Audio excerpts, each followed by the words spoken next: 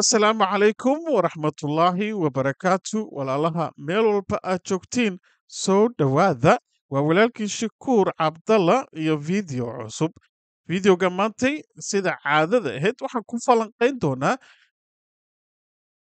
suuqyada kala duwan ee stock marketka iyo cryptocurrency iyo xaaladda bangiyada oo labada wiig hadda lasoo dhaafay taagnayd waxaa sharaf inoo ah maantay oo inoo dheer ku dheer maxaa la dhahaa iisheeg channelka in aan ku casunnay walaalkeena nagu qaaliga ah cabdiqani triple a oo jooga maraykanka su-aalana aan ka wareysanay bangiyada maraykanka xaalkooda iyo arrin ku saabsan madaxweynihii hore ee trump oo laga cabsi qabo wiigani hadda aan ku jirno maalinta talaadada ah in xabsiga loo tixaabo marka arrintaasi waa arrin aad u khatar ah dhanka siyaasadda maraykanka ah waxaana la karkarinayaa oo dabka saaran xaalka meesha uu ka dhammaan doono taasna waxaa noo falanqeynaya oo noo taataabanayo walaalkeena cabdiqani triple a oo ka tirsan communitigani thomfenteg videoga intaan u gelin waxaan soo dhoweynayaa asxaabta ku cusub channelka waxaan leeyahay soo dhowaada channelkan oo la yiraahdo somfintech waxaad ka heli kartaa haddii aad tagtid playlistiga su-aalo badan oo maskaxdaada ka guuxayo oo ku saabsan suuqyadani kala duwan khaasatan finance sida loo samaysto get ayo sida loo samaysto loo isticmaalo waalidyada sida loo isticmaalo lacagta USDT-da sida loogu diro from wallet to wallet waxaasoo dhan mar horaa laga shaqeeyey waxay ku jirtaa channelka su-aalo badan baa soo noqnoqdo su-aalahaasna waxaad ka heli kartaa playlistiga haddaad tagtay channelka playlistigiisa video sanad ka hor la sameeyey baa still ku jiro in laga faa'iidaysto loo baahan yahay insha allah marka soo dhowaada aan leeyahay wiigga waxaan ku jirnaa wiiggii 12aad maalintii 20aad bisha waa bishii maarjo sanadkana waa 2023 waxaan fiirinaynaa wiiggii hadda lasoo dhaafay uu ahaa wiiggii 11aad xaalka siduu ahaa haddii aan isla aragno shalayto oo ahayd maalin axad ah axaddii ka sii horeysay yurub iyo maraykan waxaa u shidnaa heestan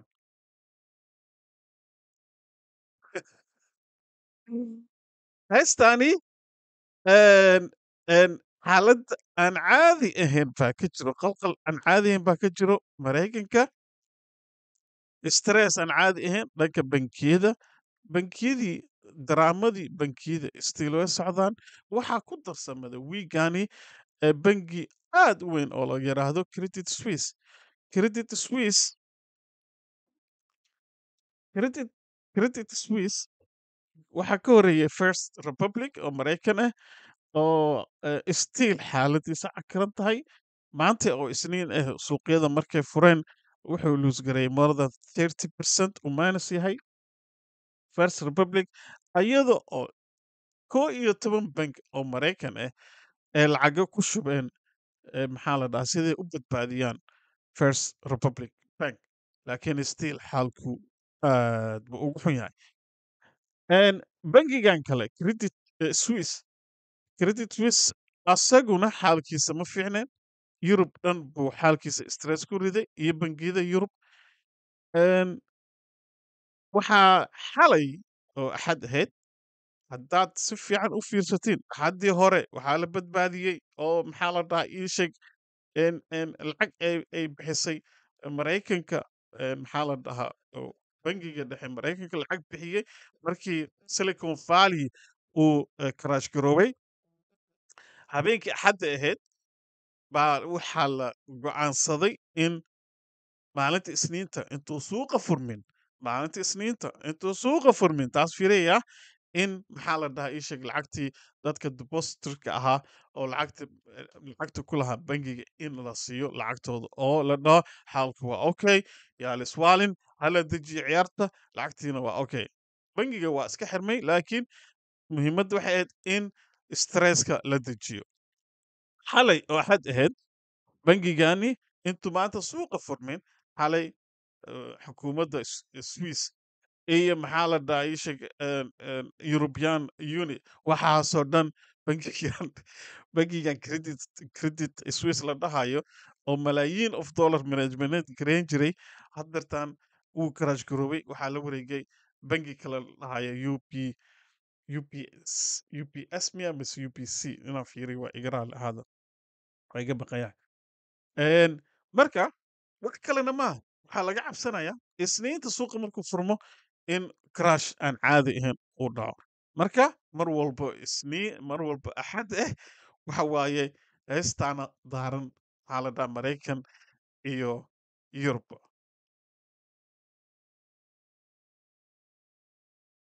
okay hore haddaan u socono bal aan isla fiirino credit swiss credit swiss waa waa bangi aan caadi ahayn yacni wuxuu jiraa 167 sano inta maahan ninkan odayga blight and white sawirka laga soo qaaday waxaa malaynaa qalin in lagu sawiray markaas I don't know alfred alfred baa la yidhaahdaa alfred asher baa maxaa la dhahaa founderka bangigan ahaa 1856 buu sameeyey baa la asaasay bangigan la yiraahdo credit suisse magac kaloo lahaa laakiin waayadihii dambe oo maxaa la dhahaa baa loo bixiyey credit suisse credit suisse wuxuu ka dambeeyey dhismaha iyo hirgelinta mashruucyo badan ka mid ah korontada switzerland korontada switzerland ee ku shaqeyso asaaskeedu ahaa lacagta bangiga demiyu ahaa dareemada yurub isku xirkeeda iyo sameyskeedu uu lahaa bangigan waa bangi taariikhda xuseyso ninkan alfred laga leeyahay zurich wuxuu ku leeyahay taalo uu ku leeyahay oo maxaa la dhahaa ishek sida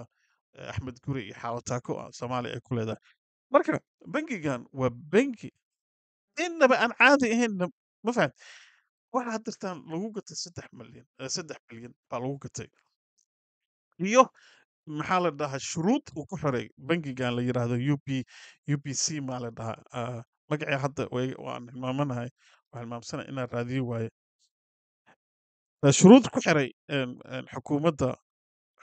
in uu maxaa la dhahaa isheg wax walba dhibaato ka imaado in ay xukuumadda caawin doonto waqti badan ma rabi inaan ku bixiyo videoga wareysi kale baa jiro cabdiqani aan raba inaan isla hadalno marka taas taariikhda waxa waaye credit suisse btc arrimahan way ka faa'iideysanaysaa leevella aan caadi ahaynay jebinaysaa levelkii maxaa la dhahaa 28,000 buu markii ugu dambeysay chartiga fiirinaya buu ahaa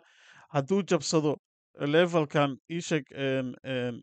levelkan greenka wuxuu ku aadan yahay 30,000 ku aadan yahay oo 31,000 ku aadan yahay hadduu jabsado retest ku sameynaya retest hadduu ku sameeyana waxaan aadaynaa 40 iyo 41 42 meelahaas marka laakiin laga yaabo inuu asaga hoos u soo noqdo 25 ku soo noqdo oo haddana meeshaas haddana kasoo dhaqaaqo aado 31ka jabsado haddana still meeshaas because waxaa caawinayo kalsooni darada lagu qabo bangiyada baa keenayso in btc laakiin btc keliya dhaqaaqayso btc keliya lacag samaynayso altcoinkii waxaa u malaysaa in laga tegay oo la hilmaamay mid kalaa jirto kooniyada cusub oo soo baxaya waxaa xasuusatiin koonkii isbuucii hore aan soo dhigay ha la fiiriyo kooniyada cusub oo soo baxaya oo riski badan yihiin laakiin lacag aan caadi ahayn samaynayaan waxaad u malaysaa dadkii inay maxaa la dhahaa isha dadka aan tradeka ku sameynin btc inay trade lacag aan caadi ahayn gelinayaan kooniyada cusub haddartaan la keenayo riskigiis waa badan yahay laakiin rewardkiis waa badan yahay kuwaasna waxaa ka heli kartaa sida get io waa la soo dhigaa ayaantan waxaa la bilaabay in afar exchange la keeno maxaa la dhahaa isheg all hal coin oo cusub hal maraa lasoo deynaa waxaa lagu soo deynaa 4 exchange marka marka insha allah isha ku haya wixii aan arko fiican waxa waan ila wadaagaya insha allah suuqyada hadda wiiga hadda lasoo dhaafay stock marketka haddaan fiirino teg teg waa green waxaa u malaysaa lacagta inay teg bangiyada laga soo bixinayo teg la gelinayo laakiin waxaa la hilmaamsan yahay enerjiga la hilmaamsan yahay bangiyadii aa lagu mashquulay enerjiga inaba aan caadi ahayn wuxuu khasaare aan caadi ahayn laakiin looma jeedo lama arkaayo because waxaa lagu mashquulsan yahay bangiyada enerjiga xataa hadda hoos u socdaa waynoo fiican tahay anaga ahaan enerjiga khaasatan gawaarida enerjigooda baa hoos u soo dhacaya guriga lacagta badan oo enerjiga lagu bixiya baa hoos u soo dhacaya waxaasoo dhan waa noo fiican yahay because waxaan dagaalkii russia baa cirka u shareeray marka asxaabta waxaan aan balwacayaa oo qadka soo gelinaya cabdiqani siduu noogu waramo arrinta ku saabsan trump iyo bangiyada maraykanka ila socdaya intaan gelin cabdiqani waxaan rabaa like iyo share barnaamijkan waqti badanaa geliya like iyo share iyo comment ila socdo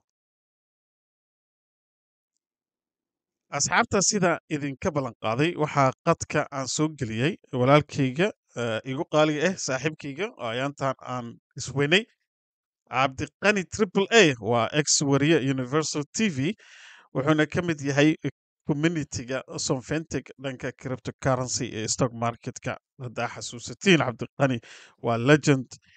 of legend hadda qadku ku jira waxaana rabaa inaan wareysto arrinta xaaladda isagoo ku sugan maraykanka gobolka oklahoma cabdiqani waxaan rabaa inaan wareysto sidaa idiin sheegay xaaladda dhaqaale ee maraykanka bangiyadani albaabada loo xirxirayo iyo arrinta soo cusbanaatay ee ah madaxweyne trump oo laga shaki qabo in maalinta talaadada lasoo xiri doono sababta keentay arrintaasi waxaasoo dhan waxaa noo falanqeynaya noo sheegaya insha allah walaalkeena cabdiqani mii maqshaa aad iyo aadan kuu maqlaa shakuur aadan ugu faraxsannahay inaan codkaaga maqlo it's been long time muxuu ahaa clubhouse-kii marka niyahow wallahi dhibaato weyna ka taagan bangiyada maraykanka waa markii ugu horeysay since 2008kii in bangiyo badan oo maraykan ah ay daataan ama ay kacaan dowladduna ay soo farageliso marka bangigii hadda ugu weynaa ee dhibaatada sababay waxa uu ahaa silicon valley bank ama svb kaas ayaa keenay micnaha cabsida ugu xoogan horta bangiyadan badankooda waxa ay maalgelin xoogan ku sameeyeen crypto marka lacagihiina mudday maqnaayeen oo lama aanan helin bangiyadii waxay ku khasboonaadeen marka inay iska iibiyaan muxuu ahaa asadyo ay haysteen waxyaabaha ay iibiyeen waxaa ka mid ahaa marka ama ay kaash garaysteen lacago badan oo bondiska maraykanka ugu jira bondiska dowladda wixii ay kaash gareeyeen oo ayagu ay lahaayeen maadaama ay lacagtaas kaash garaysteen waxayna ku qaateen qaab khasaare ah waa adigiyo bitcoin aa ka gadatay oo kale 50,000 iskagana iibinaysid markuu bitcoin 20,000 maraya cabsi darteeda ama lacag loo baahday darteeda marka bangigii lacagay u baahdeen waxay isbilaabeen marka inay iibiyaan waxyaabaha ay haysteen bondiskii oo ay iibiyeen waxa uu sababay marka in ay khasaaraan ama bangigu khasaaro multi-billion dollars lacaga aad u fara badan inuu bangiga khasaaro tii marka ay soo baxday ayaa waxaa dhacday stoogoodii in la wada daadiyey maadaama arrinkaas inay kasoo kabsadaan ay aad u adkeyd qof walbo stoogoodii haayay wuu daadiyey marka stoogoodii la daadiyey dadweynihii lacagaha u yaalay silicon valley wuxuu ku yaalaa silicon valley haddii aad taqaanaan waa san francisco ay ku taallaa waana meesha isugu yimaadaan dadka teknolojiyadda horumariya facebookaa degan halkaas twitteraa degan marka teknolojiyaddu dhan waa xaafadda ay degan yihiin bangigaanna waxa uu lacaga siin jiray marka ama uu taageeri jiray shirkadaha startupka teknolojiyadda ah tii marka ay dhacday waxaa arrinkii soo farageliyay hay-adda canshuuraha ee dowladda FDIC-na sida la ogyahay 250,000 wixii ka badan micnaha ma inshuur garaynaysa ama ma cayminaysa waa hay-ad caymis ah hay-adahaas caymiska waxay shaqo ku leedahay qofkii bangi deposit dhigta ee lacagtiisii wax gaaraan in lacagtiisa ay u soo celinayaan laakiin waxay ku soo celinaysa keliya waa $250,000 marka waxaa jira dad 10 milyan ee hadda meesha kaga maqan tahay oo aanan caymis lahayn marka arrinkii ay dhacday arrinkii waxa uu noqday silsilad isku wada xiran kadib waxaa dhaawac xoogan soo gaaray signature bank markuu fashilmana waxaa kusii xigsamay first republic bank FRC kadibna ugu dambeyn credit suisse marka tii waxa ay noqotay dhaawac xoogan oo bangiyadii soo gaaray waxaa la leeyahay haddii wiiga soo socda ay fariistaan marka nimanka fedka ay na sameeyaan in ay ku daraan interest rateka in la arki doono fashilaad noocan oo kale ah maadaama interest rateka sare loo sii qaadayo dhaqaalihii uu sababi karo inuu galo recession fedkana waxay leeyihiin annaga waxaan samaynaynaa marka inaan diyaaradda afka ciidda ugu dhufanin oo aan si tartiib ah u dejinno marka waan arkaynaa sida ay noqoto bal isbuuca soo socdana indhaha aan ku hayno waa isbuuc very important ah fadhiga fedka ay leeyihiin arrinta kale shakuro ninka Trump ahaa madaxweynihii hore ee Mareykanka waa markii ugu horeysay madaxweyne hore ee Mareykan ah lagu soo eedeeyo in la soo xiro asaga wuxuu yiri warbixinaan helay oo Twitterkiisa uu ku qoray in lay xiri rabo aniga marka waxaa la sheegayaa in New York gaar ahaan districtiga degmada Manhattan in ay doonayaan attorneygeeda dambi oogaheeda inuu doonayo in Trump uu ku soo oogo dambigaas oo ah in 2006 uu la seexday gabar filmaanta xun jisha gabadha oo ugu dambeyntii la siiyey lacag aamusin ah marka lacagta aamusinta ah waxaa la siiyey gabadhii marka 2016 Trump uu tartamayay madaxweyne inuu noqdo lacagtaasna waxaa bixiyey Mr Fixer ninka wax walba ka hagaajiyo Trump oo lawyerkiisa ahaa Michael Cohen marka waxaa la leeyahay lacagtaas madaxweynaha uu bixiyey ayaa waxay in lacag illegal ah ama sharci darro ah taas ayaana dambi looga dhigi rabaa si madaxweynaha loo xiro arrinkan waa iska arrin siyaasadeed oo la rabo in looga joojiyo inuusan tartamin doorashada soo socda waana arrin kale oo aad u weyn oo isbuuca hadda aan bilaabanayno insha Allah saameyn xoogan ku yeelanaysa siyaasadda guud ee Mareykan marka labada arrin ayaa wiigan filanayna hadduu ilaahay yiraahdo shakur waa mahadsan tahay cabdiqani waxaan ku noqonayaa bangiyada hadalaa ka dhawaajisay maxaa la dhahaa ninka bangiga dhexe ee Mareykanka la yiraahdo Jerome Powell qorshihiisu sanadkii haddartan aan soo dhaafnay ilaa haddartan waxay ahayd in inflationka uu la dagaalo uu yareeyo oo soft landingna sida haddartan aan sheegaysay helicopterka mise diyaaradda inuu si soft u soo dejiyo laakiin ma muuqata arrintaasi hadda crashkan dhacayo waxayna bilaabayaan haddartan in lacag brintgareeyaan si ay u badbaadiyaan bangiyadan marka say isku keenaysaa in soft landing la sameeyo inflationki ayadoo loola dagaalayo weli inflationka 6% u yahay maxaa la dhahaa ii sheeg bangiyadana lacag loo brintgareynayo marka ma is leedahay adi arrintaa soft landingka la sheegayo way dhici doontaa ma is leedahay mise waxaa is leedahay meesha ma jirto soft landing hadda inflationka waxaa ka daran bangiyadan maxaa is leedahay cabdiqaniyo wallaahi aragtidayda horta wiigan hadda aan galayno shakuur waa wiig aad u weyn maxaa yeelay sidaad u jeedid kriptadii gaar ahaan bitcoinkii lacaga xoogana soo gashay stock marketkiina waxaa laga yaabaa stoogyada badankooda lacagaa soo gashay dhaqdhaqaaqa bilowday sidoo kale suuqa shaqaalaha ama suuqa macnaha employmentiga iyo labor marketka